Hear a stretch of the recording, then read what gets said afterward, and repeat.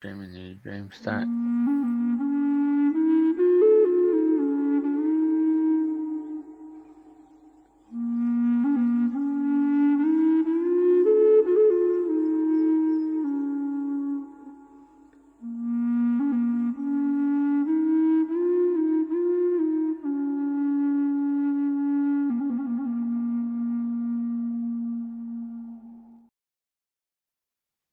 Well, it's a good evening from the Northern Territory, from a place called Port Essington. And we're still on the catamaran, and we hopefully we'll be in Darwin early next week. So without further ado, we're on Starlink.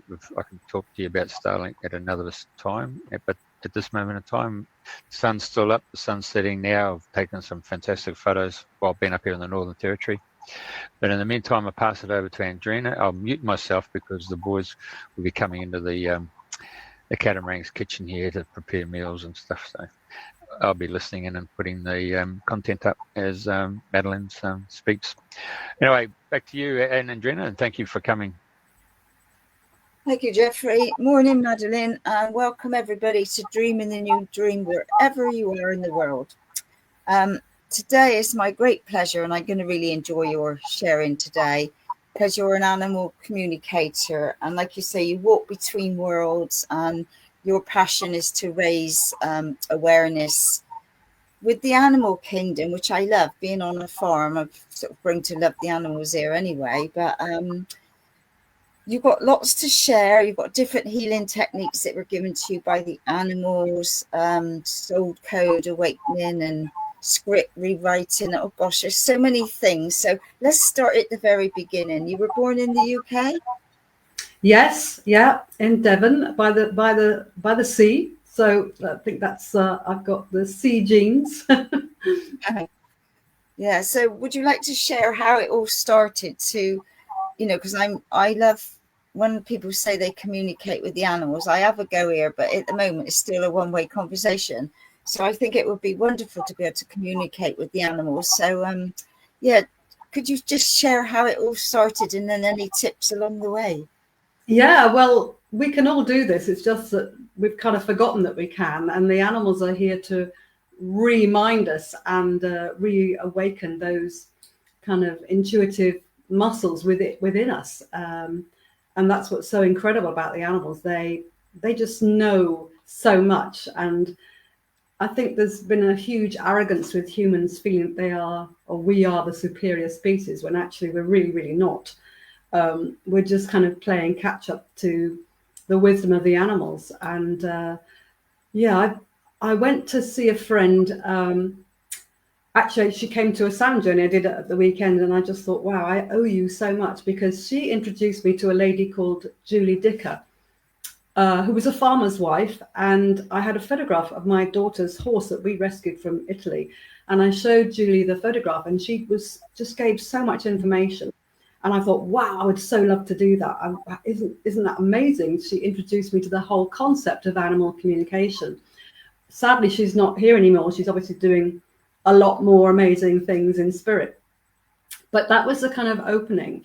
And then I went to see my friend again to see her horses. And she just got this little Jack Russell puppy called Sam. This was back in 2002. There he is. Yeah. So this little dog changed my life completely, turned my whole life upside down. He lived till he was 19. He died, I think it was last year or the year before last. But I think she'd had him about 3 days, and he was this tiny little puppy. So we'd come in. It was really cold after seeing the horses, and we came into her farmhouse kitchen, and there was Sam. And I said, "Oh, can I have a cuddle? Can I have a cuddle, please?" Because the smell of a puppy is just, it should be bottled and sold, I think. It's so yummy. Anyway, so he was lying, he cuddled into me, and then he lay on his back, showing his little pink tummy. And then he looked at me with those eyes just so intently. And I thought, oh, hello. And I heard this voice in my head saying, "I'm a reincarnation of my friend's old dog, and I've come back to help her." And I went, who said that? Where did that come from? Because I knew it wasn't my voice. And again, this Sam was just really eyeballing me, So I thought, oh, okay. So I kind of put him down because I was a bit shocked. And he went and sat next to my friend's big range cooker, like a big Aga. And his little Jack Russell face morphed before my very eyes into that of a border collie with very specific spots on the muzzle. And I'm going, what the hell was in that cup of tea? I'm hallucinating border collies now. And then just as suddenly it morphed back into his little puppy Jack Russell face. And I thought, what on earth is that? So I didn't have the courage to say to my friend, did you used to have a border collie?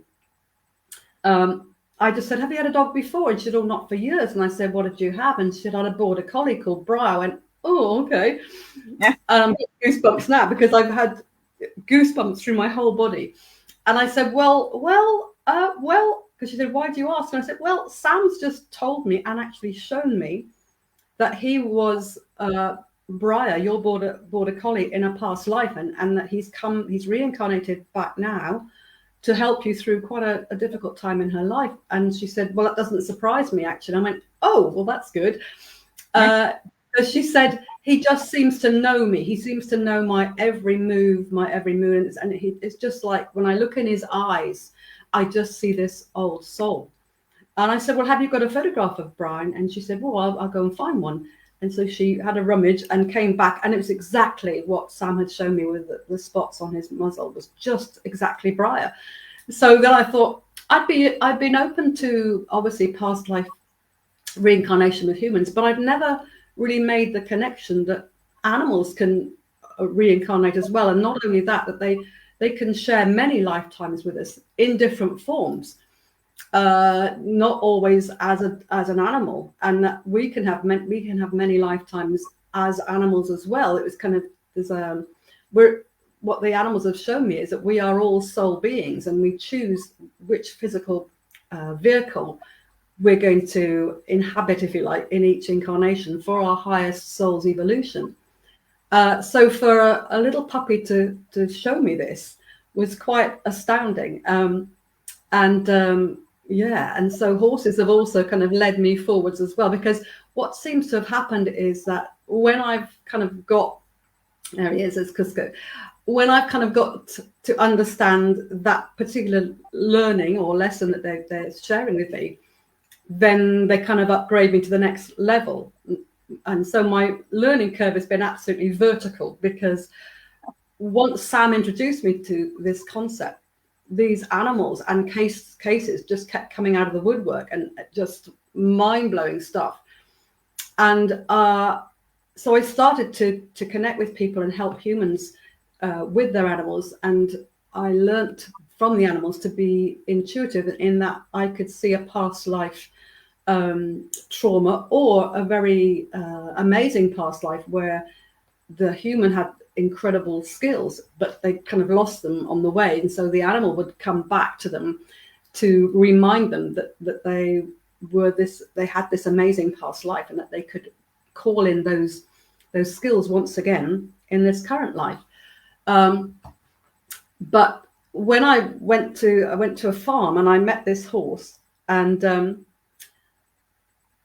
the horse was saying, this is actually not the horse I met, but this is also another amazing horse. And just to bring in the equine consciousness of what the horses are doing for us, because this horse was called Woody, and he kept shouting at me, I've walked in Badger's blood, I've walked in Badger's blood. And I'm going, what? And he was very, very anxious, almost quite dangerous, because he was so like, oh, stressed.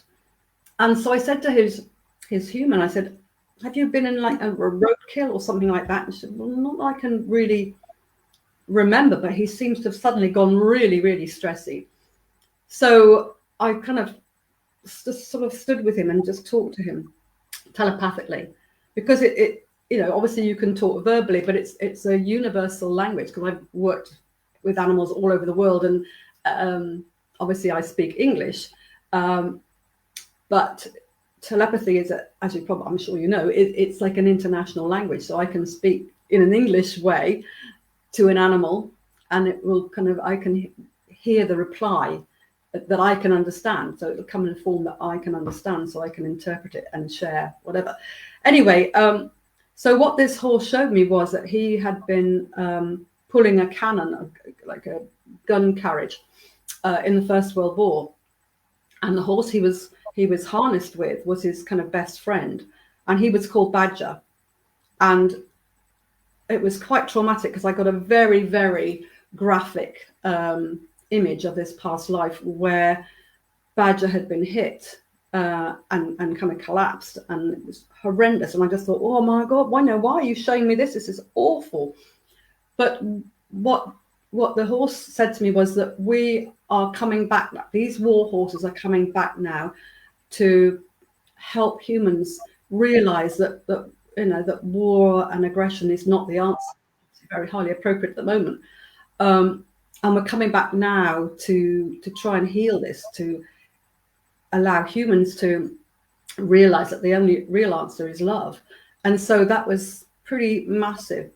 And then the horse said to me, well, can we just have a happy ending? Can we change this somehow? And I said, well, how would we do that? And so the horses showed me, and I've had many, many cases since and helped so many other people and their animals, is that we can go back to a past life.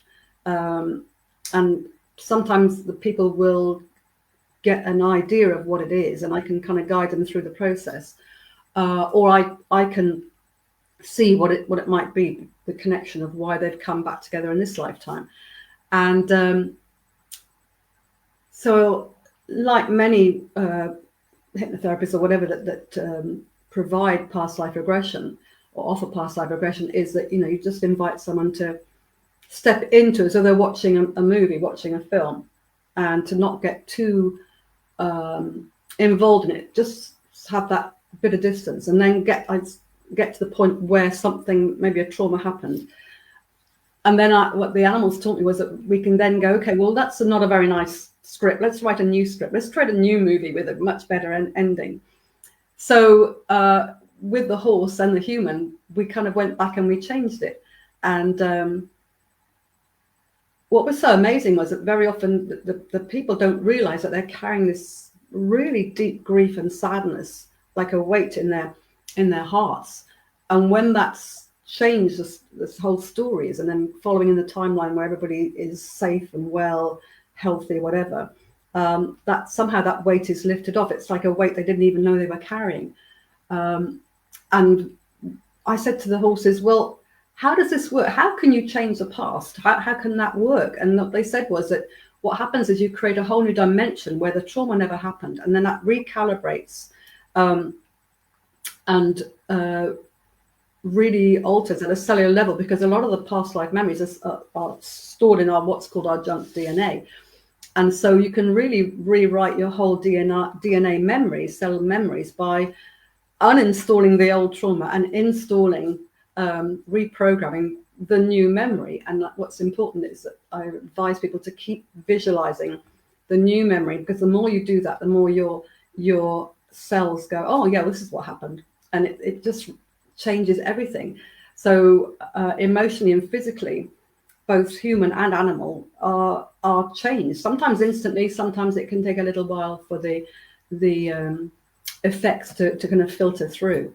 But it's had the most amazing results, absolutely amazing. And that's all down to horses, teaching me this. But, the horses have carried us humans into battle through millennia. And it's like they're coming back now to change that, to try and re-educate us. I think there's a lot of world leaders that need re-educating at the moment, but totally, just mind-blowing what these animals are doing, what they know about us. Absolutely phenomenal. There's so many stories, so many cases I could share with you that are just, I'm constantly blown away by what they know, how they really want to help us, Yeah, fabulous. Wow. So was that your sort of like awareness with opening up more, communicating with the animals? Was that the start of you? Yeah, absolutely. I mean, I've always been animal mad, animal crazy. We had loads of, I would be rescuing little animals. And my first job I got, part-time job, was working at a veterinary surgery, just doing animal nursing, but also just any odd job, cleaning cages, whatever. anything to kind of be working with the animals, because I wasn't quite brainy enough to be a veterinarian. So I thought, well, the next best thing would be an animal nurse. And yeah, so we're always bringing home animals that got dumped at the surgery that nobody came to collect. And I had, you know, pet mice and guinea pigs and rabbits and horse crazy too, always obsessed with horses. So yeah, so I think that was always instilled within me. And meeting Sam was the kind of huge pivotal moment in my life, because I kind of created my own job description, because I'm a qualified teacher, and I was working doing in adult learning and leisure, doing art therapy, music therapy, stress management, that kind of thing. So yeah, so it just, because once I kind of opened those channels of that whole concept of animals reincarnating with us, and that we're all soul family. You know, some people say to me, "Oh, my dog's my soulmate." Well, actually, they really are your soulmate. Yeah. They really, really are. And that every animal has a voice. And I've had the most amazing messages from a housefly. Just think that, you know, and so I kind of look at everything in a completely different way now. I was sitting out in the garden, this fly landed on my arm, and I wasn't going to squash it, but it was a bit tickly, so I was just going to kind of brush it away. And again, it kind of maneuvered itself round, and with all its eyes, it kind of looked at me. I went, oh, okay, that's a bit weird. And it just said to me, you have so much love for everyone else and everything else, but what about yourself? Why don't you love yourself? And I thought, that's probably true. So once it kind of stomped round and said, right, you heard that, you got the message, and then it just flew off. And I thought, wow, that was pretty amazing. You know, but from a housefly to a humpback, they've all got a voice, and they've all got something to share, you know. And it's just like, whoa. I was out in Mexico to go and swim with whale sharks. There's a picture coming soon of a whale shark, and I was in this little kind of thatched rondavel, and I had a packet of kind of crackers just to kind of nibble, and I opened them up, and out jumped this enormous cockroach, and of course I went like this. Yeah, and it had these, oh, there we are, yeah, there's the whale shark. Yeah, so amazing beings. But anyway, yeah, so the cockroach, I just kind of said, well, I know I'm in your space, but I'm a little bit nervous about being with you. How would it be if I put some of the biscuit crumbs out on the kind of decking? Would you be okay if I share my crumbs with you, my crackers with you? Would that be okay? And it kind of did. And I kind of opened it, and it went outside, but then it was sitting there, and its antennae were like really droopy. It was like it didn't look very well somehow. So I was sending it lots of healing, and its little antennae kind of perked up a bit. And I mean, we just had this relationship that, you know, that it would stay in its space, and it allowed me to be in my space, which was kind of on loan from the cockroach. So yeah, just absolutely amazing. So there's just so much if we just are opening our hearts and our minds, really, you know. And I've been running animal communication workshops for a long time now, and it's just so lovely to see people waking up and getting into really accurate information, going, oh my gosh, that's amazing, and well, there you go, you know, you can do it. So it's lovely to share that and see people really remembering their skills and how intuitive and telepathic we really are if we just allow ourselves to be. Yeah.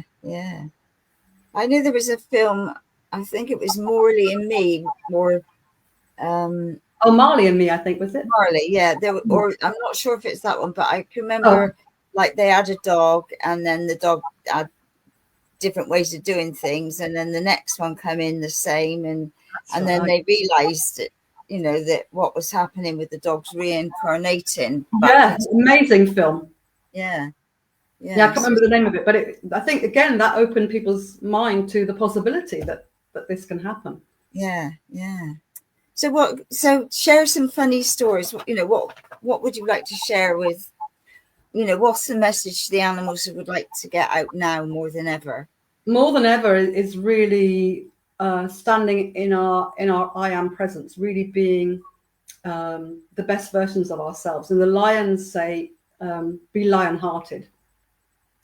And it's very much about those that are open and willing to be of service is to really step up and step out. Time to shine now. And it's always about empowerment. Yeah, there's Shalom. Oh my gosh, this lion. Oh my gosh, sorry, it just always knocks me for six, this lion. Whew, just massive chills from him. He is a phenomenal being. I mean, I got introduced, I think I got sent an image of a white lion in about 2007. And I thought, whoa, I would so love, because I've had dreams of lions since I was little, always dreamt about lions, and they were quite scary dreams.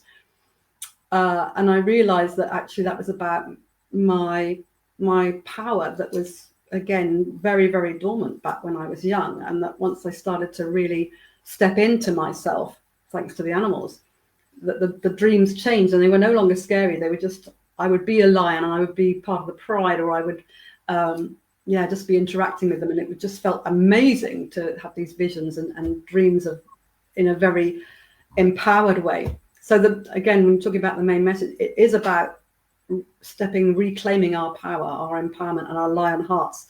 But this particular lion, Shalom, he lives with his in this most amazing conservation. Oh gosh, it's an amazing place, and it's called Glengarriff. It's in South Africa, and they have about 73 lions there. But it's beautiful environment. They have lakes and trees and huge enclosures. Because I've been to other places where it's not really been so good. So they have a lot of stimuli and it's just enrichment. And you can rent a little cottage, and beyond the cottage is a bit of decking, and then there's a little bit of lawn, and then a big fence. And there, the other side of the fence is Shalom and his queen Ariel. And so with so many lions all around you, it's like a Mexican roar wave. It's unbelievable energy. The roar of a lion when you're close up is just, it kind of rattles every cell of your body. It makes your bones unbelievably terrifying and amazing at the same time. And Shalom still communicates with me now. He still gives me information. He's given me really incredible stuff. And this is Eddie. This was another lion I met in 2016, and he was in about 12 hectares with 3 siblings. And I felt that the original white lion that I connected with sent me there to wake him up, because he was very closed down. The 4 lions were in this very small enclosure, just getting thrown a bit of meat now and again, and just they were not sick, but they just captive and closed down. So I felt I was sent there to reawaken this lion, and he wanted to be called Aslan. And when we did some communication and just again helping him to reawaken, I worked on his auric field and really expanded him. And then as he walked along the fence, it's like his whole body became golden. It was just shining gold, unbelievable. So I got that photograph of him, and that photograph of him, it has I put it onto big canvases, and it's been shared through so many friends who've got the picture of Aslan in their healing rooms. And I've got him in my bedroom, and it's like every time I walk past, I go, whoa, there you are, kind of thing. Mm-hmm. But so the white lions are purported to be very, very beautiful kind of starlight animals that's sent from beings sent from the stars, and that they're here again to, a bit like the white buffalo. Then the philosophies about the prophecies rather about the white buffalo returning. It's time of the new earth, the new dawn kind of thing. So the white lions are very much holding that energy as well. So so again, that was very much life-changing, being out with the lions, being out in South Africa, and also meeting some of the indigenous elders as well. That I went out to the Kalahari and met the bushmen there, and one in particular, there's a photograph somewhere, I don't know if Jeff can find it, of me with this. It was called Isak, and again, the most phenomenal being. To have the chance to meet him was so fortunate. Just the most. That was back in 2013. And yeah, so again, it's been, like I said, this real incremental. There he is. Yeah, so that's Isak. So you can see I'm 5 foot, about 5'4", 5'5". So yeah, spending time with him was absolutely incredible. And he used to call me my lioness, and I kind of understand that more now. So just living out in the Kalahari with him, and it was, yeah, and the rest of his kind of tribe, they are just some of the, I think, rather like the indigenous of Australia. You know, they supposedly like almost the first humans, but you know, just their awareness of the land and their knowledge of the land, of tracking and everything else, just so connected to the earth. But I was told, I went swimming with sperm whales. Sorry, I'm kind of jumping around a bit, Jeff. But I went swimming with sperm whales off Dominica, and they don't sing like the humpbacks. They have this click stream. They click. And being in the water with them, again, was incredible, because they would come up from underneath you, incredibly deep water, where they would hunt giant squid. They would kind of come up, and then they'd send this click stream up. And it would, again, like the lion roars, just vibrate through your whole body. There you go, yeah. And just like the lion roar, like I said, it would just vibrate through your whole, every cell of your body. But what they said to me was that you have to go and visit the Bushmen of the Kalahari, because they have this click in their ancient language as well. Mm-hmm. And it's the same frequency. Oh, I'm going goosebump again. The same frequency as our ancient whale language. I meant, wow, that's amazing. So then I got the chance to actually go to the Kalahari and meet the Bushmen. And we had a hydrophone on the boat, and we recorded the click streams of the whales, which was, again, mind-blowing. And then when I met Isak and met the San Bushmen, I recorded them speaking, or certainly Isaac speaking, in his ancient language. And I was speaking in Hawaii at a cetacean summit. And for the first time, I played both recordings. And everybody was just blown away by the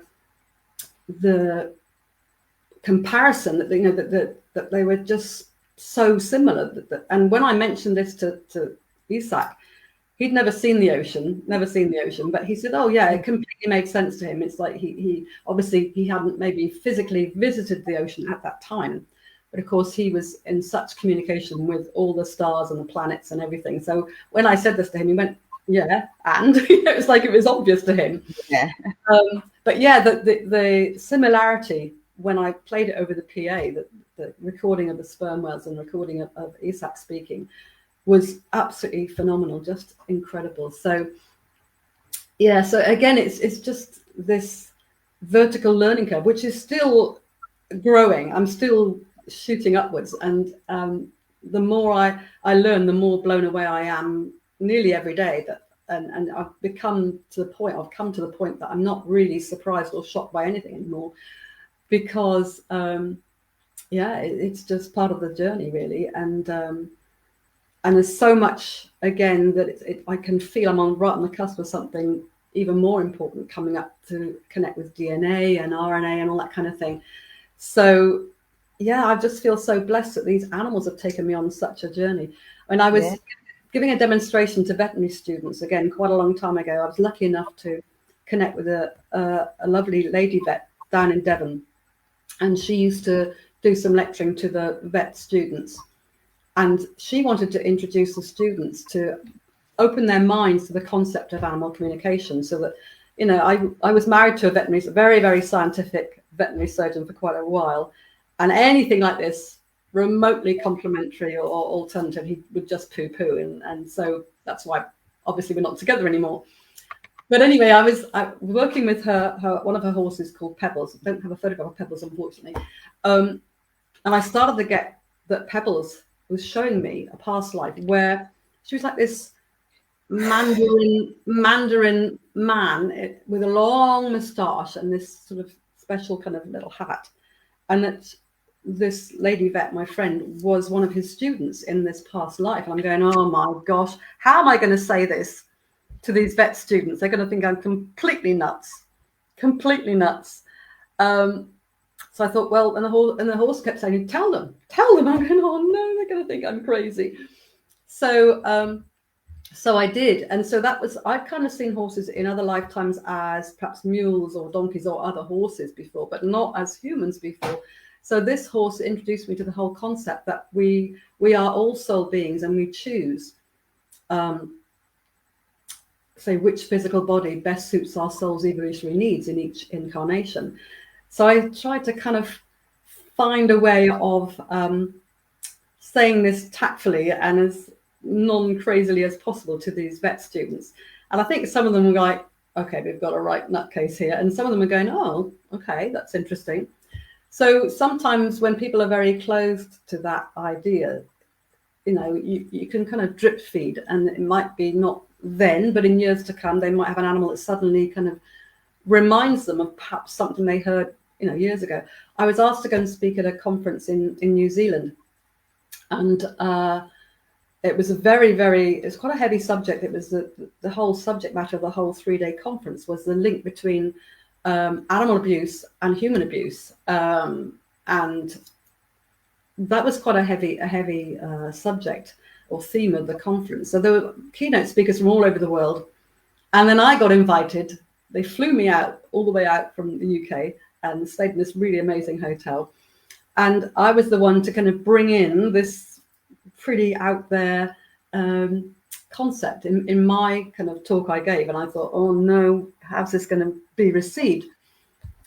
And I was lying in bed the night before, still kind of shocked that I was actually in New Zealand, and I wasn't quite sure how I was going to pitch my talk.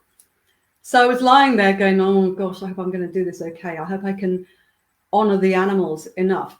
And to my amazement, my cat, who had been killed in a road traffic accident, appeared, and I could just see an image of the cat. And what was incredible was I could see the imprints as he walked up the bed towards me. I could see the kind of, the dips in the bedding as he came up towards me. And he just gave me the whole lecture to pitch it at the right way that could be received by people, that wouldn't be seen as too flaky. And I thought, wow, that's so I got my kind of notepad and I was scribbling it all down, and which case studies to share that would bring home that message of how animals are so healing and how they can really help, especially children with emotional issues. And just amazing. So this cat gave me the whole lecture. And when I was on the kind of podium, the reason I got asked to be a speaker here was that the organizer's wife was very psychic, very much into alternative and complementary modalities, and she wanted someone to really bring a different kind of aspect to this. And so she said, I didn't say anything about the cat giving me all the information or anything, and she said that afterwards, she said, I could see this cat on the podium, on the stage next to you, lovely cat. And I went, oh, and she said, and I can see your mum behind you. And I went, oh my God. So that really got me, because I feel my mother's support so much. So yeah, and then the cat in the photo, that cat also told me about how we all have this meeting, big kind of soul meeting, soul family meeting before we incarnate. There's a lovely guy who wrote a book, can't think of the name of it now, but called Robert Schwartz. And he was saying that he worked with a couple of American ladies who are also very intuitive, and they would go into past life issues that were impacting again on, this is always with people, with humans, but why they were being affected by certain physical and emotional challenges, a lot of physical challenges, why perhaps they had incarnated with a disability or something.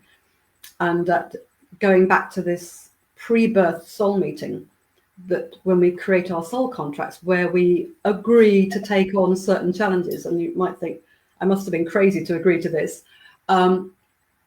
This book was, again, very interesting, but this little cat just showed me that we could go back to that pre-birth meeting where it's like we sit around this big boardroom and we have all our contracts in front of us, and then we agree who's going to be what, what physical body are you going to take on, who's going to do what to whom. It might be that in some way there's an agreement that perhaps one of the soul family member might be really unkind, even, attack you or murder you at some stage in the next incarnation.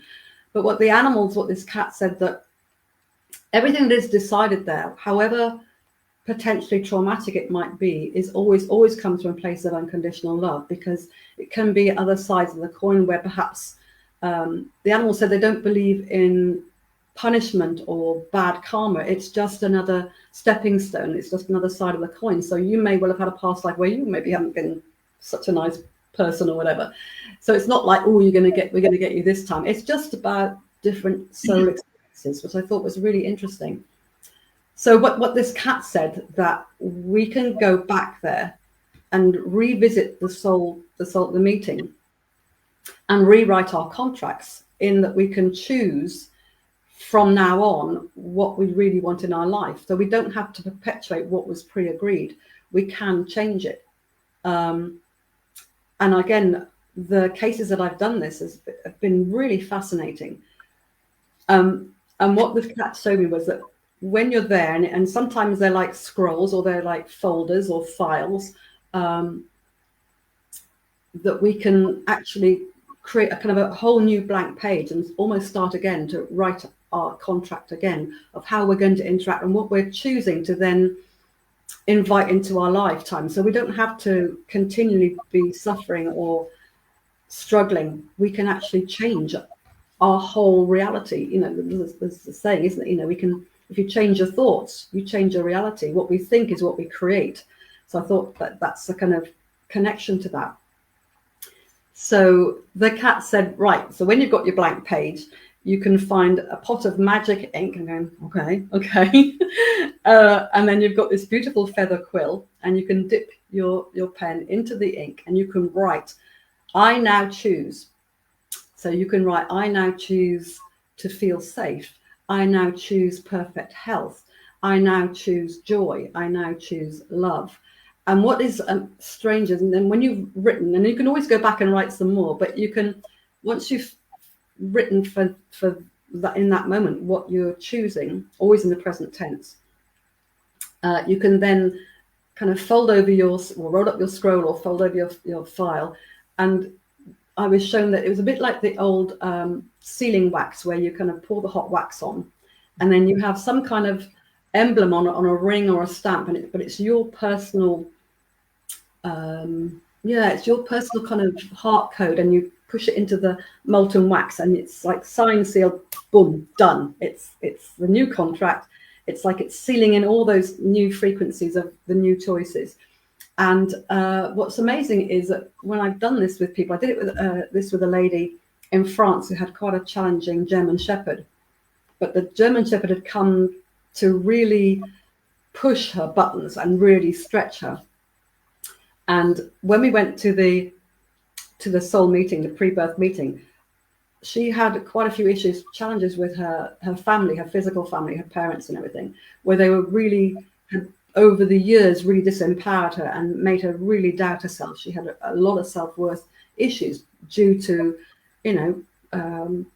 maybe consciously or unconsciously conditioning from her parents, and then obviously maybe at school with her peers or teachers or whatever, but she was really lacking in confidence. And so what was amazing was when she first visualized the boardroom meeting, there were folders and contracts scattered everywhere. It was a complete mess. And she realized that this energetic being, was this German Shepherd that had incarnated as a dog in this lifetime, was this kind of light body there. And so it's kind of helped her write the new choices of what she wanted in her life from then on. And so once she'd kind of completed it and signed and sealed it and done her kind of stamp, which was a lovely Tudor rose into the wax, suddenly when she looked around the boardroom, this big table, everybody's files and folders were completely organized. They were all kind of stacked and and kind of straight in front of everybody. And it was so everybody, it's not like the cat said, it's not that you are rewriting other people's contracts. Everybody has free will and everybody's on their own journey. But what the cat said to me was that if you change your frequency, your energy, then other people will see you differently. They will feel you differently. And as I said, when you create a new reality, then you will attract the right kind of vibrational people that are compatible with your new vibration, if you like. So the ones that maybe have been really challenging, either they'll treat you differently or they'll recede into a kind of more of a background, and you will meet and interact with the people that do vibrate with you. They have the right kind of energy that is compatible, that you can really help each other and just resonate with each other. So although you're not directly changing other people's choices and their pre-birth contracts, what is resonating and vibrating from your new contract with your new choices does affect them, but in a way that is up to them how they want to receive that or how they want to kind of proceed. So it has been really quite life-changing for clients that have done this with their animals, with the help of their animals, and also to reinforce the fact that we are all soul family, and even the beings that have really, maybe not been very nice to us at all in our current lives, you can go back and maybe understand why it was pre-agreed of why you might have chosen to kind of endure that. Many animals have, even in the current incarnation, they can have, maybe a rescue dog or something, can have really, really horrible starts in lives, but eventually they'll go through all that in order to find their way back to you. So the commitment of the soul connections of animals is just phenomenal. They are willing to go through all kinds of abuse. I say, especially the rescue animals, horrible situations, but they somehow find their way back to you, but they bring so much healing to you as well as you kind of healing them. So that again blows my mind that they are willing on a soul level to sacrifice really, really challenging times and yet find their way back to you. I've got a lurcher now who's called Duvet because I had a dog called Pillow, and I feel that Pillow sent Duvet to me. She was born in Ireland, and she lived with kind of travelers in Ireland, and there's a company or a rescue company called Many Tears, and they took this litter of puppies. There were 4 of them. Mine is who's the bitch, and then 3 dogs, and they were skeletal. Brought them over from Ireland, and then they were in foster homes. And I had a lovely border terrier who lived till she was about 14 and a half, and then she just told me it was time that I let her go. So it was that we were all pretty, even knowing all this stuff, knowing that that there's no ending, there's only new beginnings, I still devastated. I'm still a mess when my animals have to go, because it's that emotional connection. You just love them so much, and it's that physical touch that you miss so much, that you crave. You want to have that hug. And even knowing that they're always with us and they're there to guide us, and they can sometimes do so much more for us from spirit, it's still that physical human kind of 3D craving that we have. But anyway, so this puppy that had this awful start in Ireland came, and I was going to go. I was looking because my old terrier had died, like I said, and my other dog was really pining, and we were both in grief, and my dog was picking up my grief as well as our own grief. So I thought, well, let's just look at a rescue site. And I saw this, I think she was about 4 months old, this lurcher puppy. And I thought, oh, she's beautiful. She's so gorgeous. So I rang up, and the lady said to me, I'm really sorry. She's just literally, I put the phone down, she's just been reserved, and the people are coming to see her next week. And I said, well, if for any reason they don't take her, can you please ring me? So I hear this kind of story so often. And she said, oh yeah, I'm really sorry, but literally, they've got first refusal kind of thing. So I was looking at another dog in Wales, another puppy. And I was going to, the morning I was going to go and see her, I got a phone call from this lady, and she said the people have come to see the lurcher pup, and they've turned her down. I think she's going to be too timid. And I thought, so I said, oh, okay. So she said, if we'll do the home check, and if that goes okay, she's yours if you want her. And oh my goodness. So I contacted the person in Wales and said, I'm really sorry. But I feel this puppy, it's kind of divine intervention. And so I went to see her, and that was it really. But again, she'd come. She was so skinny, and I think what a journey to come. And then eventually, I feel that she was obviously always meant to come to me, and that's why the other people didn't take her, because temerity is not a quality I would associate with this dog at all. She's not. So she obviously was showing this to people because she knew they weren't the right humans for her, that I was the right for what we both needed to learn forward. And I actually had a border collie years and years ago, and she had a litter of puppies, and this one puppy, there was nothing wrong with her. Anytime anybody came to view the litter, she would suddenly start limping, or she would look all kind of shaky and timid, and so she never got chosen. So she stayed with us, and goes, well, obviously she wants to stay, because the minute the people would go, she'd be fine again. She'd be running around, sound as a pan, no problem. I thought, oh, okay. And so many people have said to me, I went to view this horse and had this horse vet checked, and the vet told me, don't touch it with a barge pole. There's this wrong with it. There's that wrong with it. But she said, I just knew we had to be together. So, bought this horse. All those problems that the vet flagged up were problems, but on a soul level, they just knew they had to be together. And this is what animals do. It's mind blowing. Yeah, here we go. So this was in France. This was an amazing story as well. This, again, the bay horse with the white star was a very challenging horse. And this lady asked me to go, and I was teaching some animal communication courses in France. She asked me to go and see this horse. And what this horse showed me was that the lady had been a knight in a past life, and they used to do a lot of jousting, really serious, sort of to the death kind of jousting things. And this lady said to me, well, that's really interesting. And I said, why is that? Because obviously I didn't know. And she said, well, they had this jousting tournament, and I got invited to give it a try. And she said they couldn't believe I'd never, ever done it before, never picked up a joust before. But she said, I could just do it. I could just do it. And they were just completely blown away. And she said, I just knew exactly what to do. And it felt so familiar. And I said, well, you've done this with this horse before. And it was quite a traumatic outcome to that lifetime. Didn't end well at all, but we kind of changed the whole story, as I said before. And then the horse from then on has been so much calmer, so much at ease. But sometimes the animals flag up an issue, a physical or certainly behavioral issue, where I get then invited to come, and it's not the animal, it's usually the human that needs the help.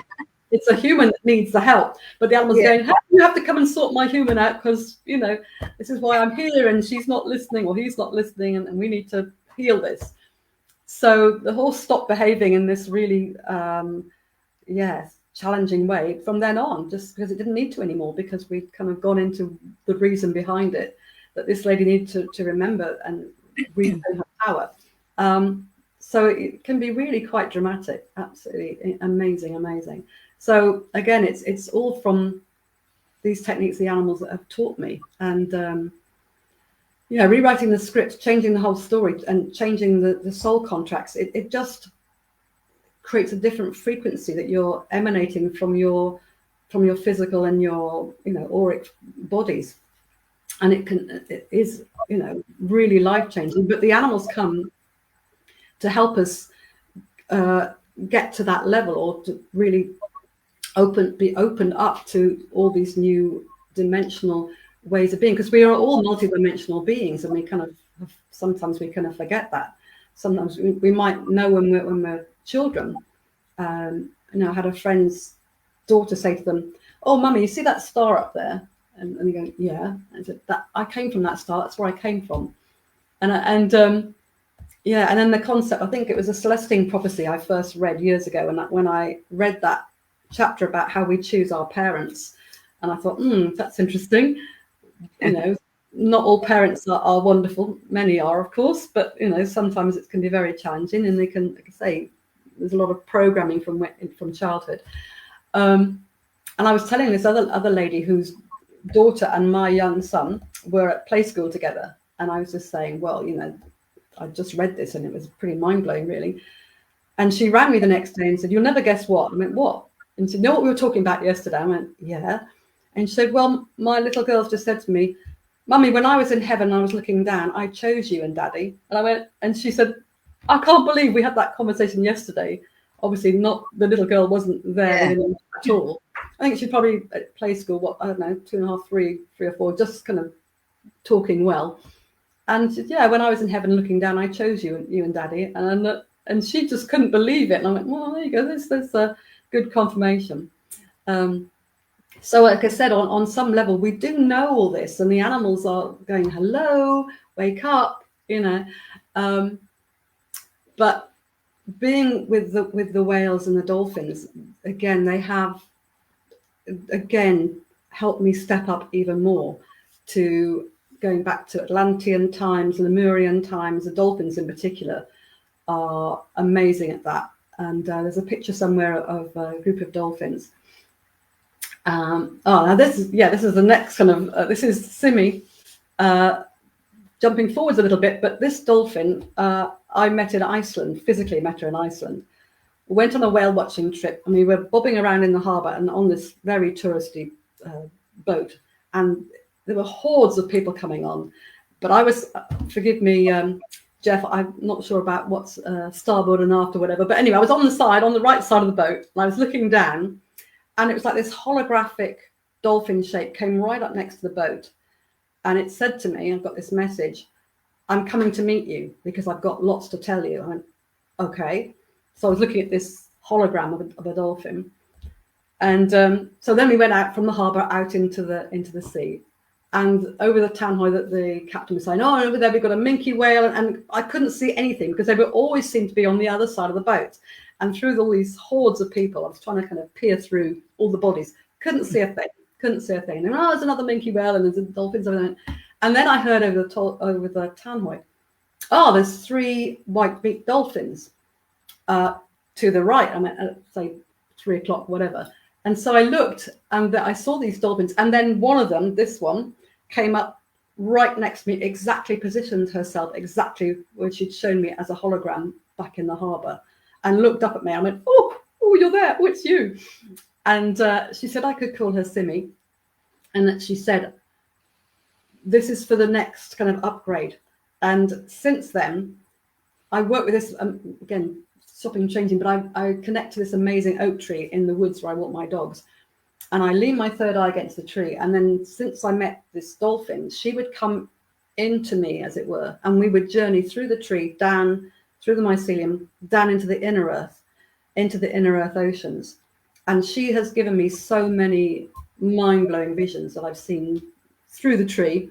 And I know that it's only like a few seconds, but it's just been giving me so much information that I can share in workshops and things. But again, meeting this dolphin, I've never connected with a white-beaked dolphin before, but she, again, it's this next kind of layer. Now, these are the spinner dolphins. This is off the Red Sea. And these dolphins, again, we were on a liveaboard, and this reef was called Satire Reef. Most amazing pod of dolphins that are resident there. And it's like swimming in dolphin soup. They're just everywhere. And being spinners, they are spinning around. And on the last encounter, because we said, right, we've got to leave now. And we go, no, we don't want to leave. And there was like this wall of dolphins coming towards me. And I was like, whoa, this is amazing. And they took me back to a lifetime in Atlantis. And they showed me how many of us still have cellular memories again in our DNA of the trauma of the fall of Atlantis, and also parasitic energies and old kind of contracts and nasties, implants and things again in our sort of cell memory, in our auric kind of memory. And so they said, we're going to show you how you can help people clear that. I said, okay. So they gave me the technique of helping people go back into the crystal temples of Atlantis, and to use, they showed me this kind of crystal obelisk that you can program into different kind of modalities. Sometimes it can be like a laser. So if I get a sense of holographically, there's some kind of darkness, some kind of shadow in them somehow, which may be impacting as a physical challenge in this lifetime. It might be an implant from back in that time. So the dolphins showed me how they can help release that. So sometimes this obelisk can be like a laser, can zap any kind of negative energy. It can actually really zap it. And then it can then send out golden energy to fill the whole body. So it's like it does a kind of a scan of the human and shows this hologram again of where there are imbalances. And then you work on the hologram and see the hologram change and be full of golden energy and completely clear. And then it's like you then step into that as though you reabsorb that into your energy field. And then when you come back into the here and now, into the physical, then that's what you are again choosing to be, the frequencies of health, of to really thrive in your life. So it's like taking you right back, clearing anything that no longer serves you, that really shouldn't be in your energy field anymore. And when you clear that, and then you step into your new overcoat, your new healed overcoat, that starts to absorb into the cells, into your whole essence, your whole kind of being. And so that's been a very powerful technique as well. Thanks to that pod of dolphins, they're just phenomenal, absolutely phenomenal. But having that experience of just being with them and getting that information, and just their willingness to teach us and to guide us, again, I just find so incredibly humbling that they can actually do this for us and be willing to do it. It's amazing. We haven't got a clue, have we, really? No, not really. Well, I'm beginning to get a clue, but again, yeah, I mean, that's why I've written the books, because it feels so important, not from my point of view, but to share their messages, to share the techniques and the case studies, and how the case studies can shift so dramatically physical, situations and emotional challenges. Like I say, and then, like I say, from working with Simi, that white-beaked dolphin, and still getting amazing information from inner earth sea beings, going to the inner earth oceans, working with the inner earth whales, and been working with ancient kind of ammonite beings. Nautili, that's the word, yeah. And their click streams, and how that can really affect your physical bodies as well. Like all these, like you can absorb all these sound glyphs, and the importance of sound, because now I'm starting to, when I was out with the lions, I was singing and toning with them, and I started to sing this light language, which I now know is connected to the Lyran, my Lyran kind of heritage of being a Lyran Leonine being. And so, yeah, so the whales, and also working with dragons, helped me to produce these cards as well. But how important sound is, how healing sound is. So I started singing in this Lyran light language, and people have said to me when I'm singing in this language that they can see my face becoming very leonine, which doesn't surprise me at all. I used to go to a lady who used to do polarity therapy, and she'd be massaging my fingers, and luckily she was again a huge catalyst in my life. She opened me up to so much. She said, "Oh, I'm just," because they kind of massage your fingers and your toes. She said, "Oh, your lion paws are back. I can see your claws when I'm squeezing your feet. Your claws are coming out." I went, "Oh, okay." It's like, all right, that's normal. Yeah, so it is just totally phenomenal. And so now I'm working. I've got crystal harps, got alchemy bowls. I work with sing with this amazing guy who plays didge and flute. So he's very shamanic, bringing in all the kind of earthly sounds. And I bring the sort of starlight song. So we're called Earth Star. And I'm loving doing that, absolutely loving sharing sound healing. But it's whatever I'm doing, it's always guided by the animals. So I feel the lions coming with me, feel when I did a sound journey performance with Chris on Saturday, felt this huge white whale mother coming in over, and she was like hovering on an energy level over the group that were sort of having this full sound immersion. And so whatever I'm doing, it's always directed by the animals in some way. And yeah, I just feel completely blessed to have all this guidance so that I can share it, however out there it might be. And it's becoming more and more out there, as you've probably gathered. That it's, that it's just such a privilege to have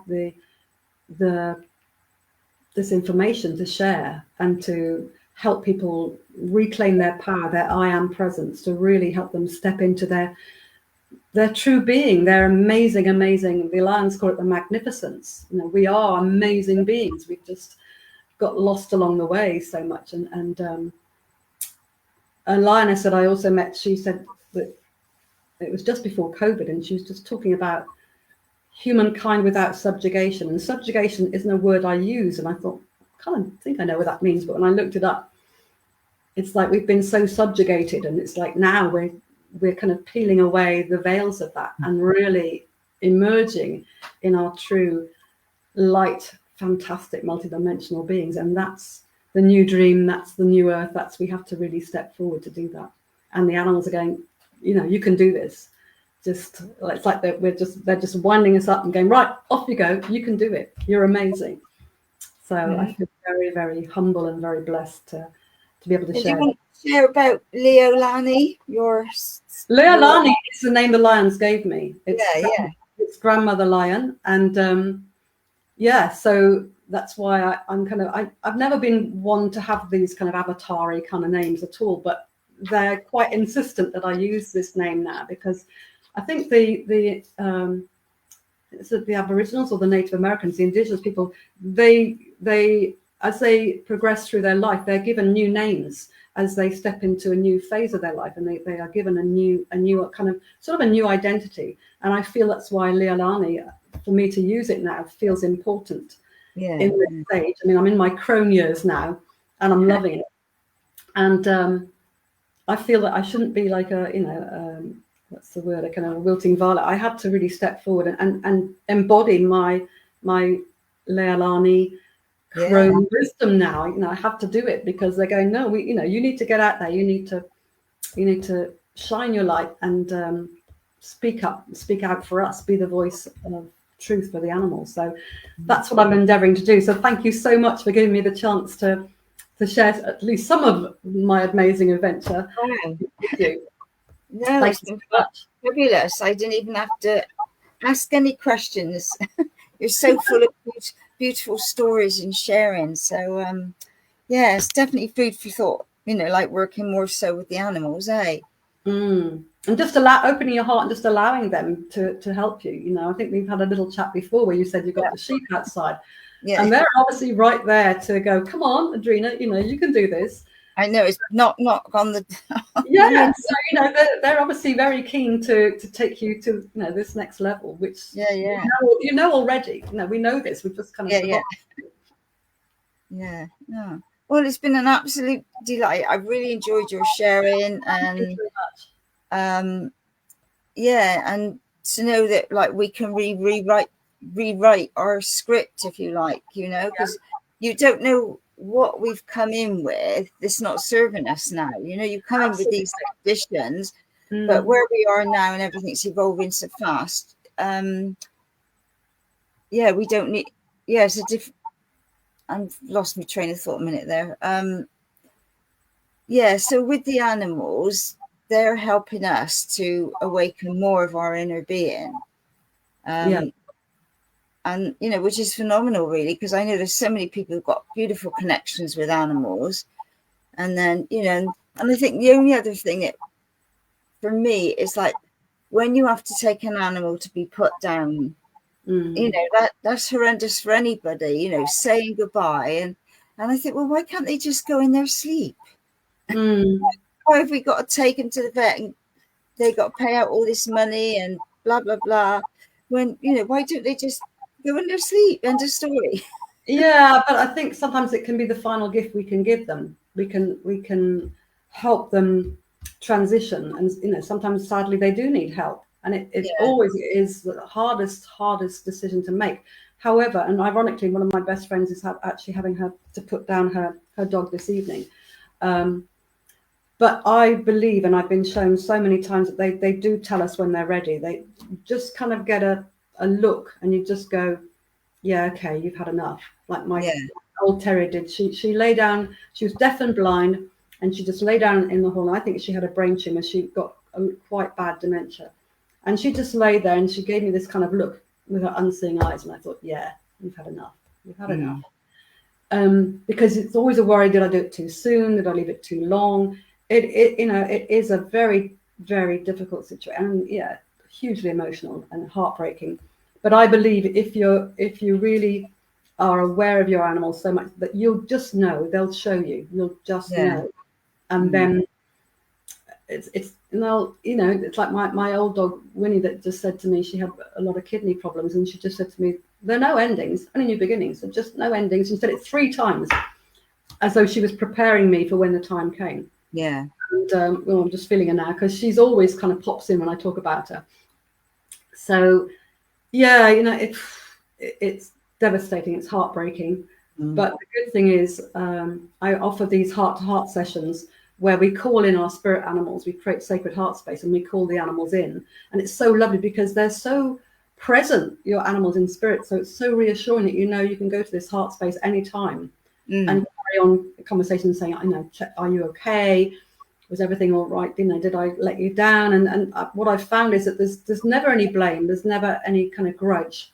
It just is what it is. And each incarnation, they've told me, is just like a blink of an eye. It's such a tiny part of the whole, soul journey. Yeah. So, well, it's been an absolute delight. So thank you so much for coming on and sharing. And you'll have to come back later on and tell us some more. Oh, I could talk for hours, as you've probably gathered. I'll shut up now. No, it's been fabulous. I've really enjoyed it. And so thank you for what you're doing. And thank you. Yep. Yeah, it's been lovely. So thank you. And same time, same place next week, everybody. Welcome to seeing us on a new podcast of Dreaming the New Dream. Thank you. Thank you for giving me the opportunity. Thank you so much. Oh, our pleasure. Thank you, Madeleine. You're lovely.